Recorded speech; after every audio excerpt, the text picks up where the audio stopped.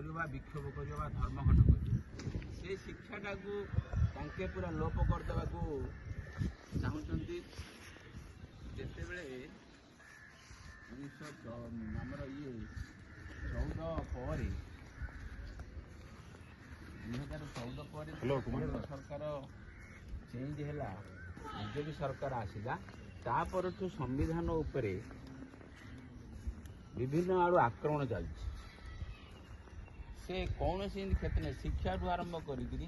କଳା ଜଗତଠୁ ଆରମ୍ଭ କରିକିରି ପ୍ରତ୍ୟେକ କ୍ଷେତ୍ରରେ ଏମିତି କୌଣସି କ୍ଷେତ୍ର ନାହିଁ, ପ୍ରଶାସନ କ୍ଷେତ୍ର, ଜଷ୍ଟିସ୍, ସବୁ କ୍ଷେତ୍ର ଏମିତି କୌଣସି ଗୋଟେ କ୍ଷେତ୍ର ନାହିଁ ଯେଉଁଟାକି ଆଇନ କ୍ଷେତ୍ର କ୍ଷେତ୍ର ଏମିତି କୌଣସି କ୍ଷେତ୍ର ନାହିଁ ଯେଉଁଟାକି ସମ୍ବିଧାନର ସ୍ୱତନ୍ତ୍ର କ୍ଷେତ୍ର ଗୁଡ଼ା ରହୁଛି ଭାରତବର୍ଷରେ ସେଇଠି ଆକ୍ରମଣ ହେଇନି ବୋଲି ଆମେ ବିଶ୍ୱାସ କରିବାନି। ତେଣୁ କରିକିରି ଗୋଟେ ପଟେ ତମେ ପିଲାମାନେ ଜାଣିପାରିବେନି କ'ଣ ସେଇ